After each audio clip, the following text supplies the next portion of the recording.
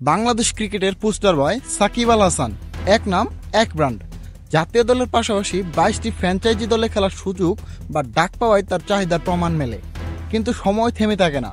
প্রশ্ন এখন, সাকিব পরবর্তী যুগে সেই ফ্র্যাঞ্চাইজি ক্রিকেটে বাংলাদেশের হাল ধরবেন কে? এই ক্ষেত্রে নাম আসছে বেশ কয়েকজনের। লিটন দাস, নাহিদ রানা, আর আলোচনার কেন্দ্রে রিশাদ হোসাইন।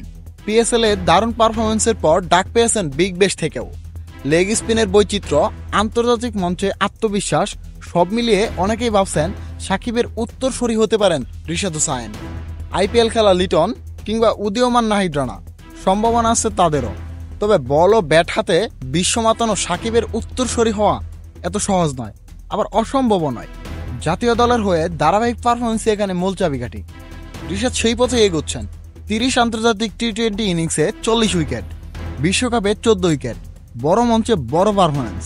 রিশাদ হোসাইন ইতিমধ্যেই বিপিএল, পিএসএল ছাড়াও খেলছেন গ্লোবাল সুপার লিগে, তুলে নিয়েছেন 6 উইকেট। ভিন্ন কন্ডিশনে তার পারফরমেন্সে প্রমাণ করেছে এই লেগের ভবিষ্যৎ উজ্জ্বল। 22 বছর বয়সী রিশাদ আবারও ডাক পেয়েছেন বিগ ব্যাশের চ্যাম্পিয়ন্স হোভার্ট হ্যারিকেন্স থেকে। গ্লোবাল সুপার লিগে খেলার জন্য দেশের দল রংপুরও চাইতে পারে তাকে। এই থেকেই তার চাহিদার আন্দাজ মেলে। সাকিবের পরবর্তী যুগে রিশাদই হতে পারেন বাংলাদেশ ফ্র্যাঞ্চাইজি ক্রিকেটের নতুন আইকন।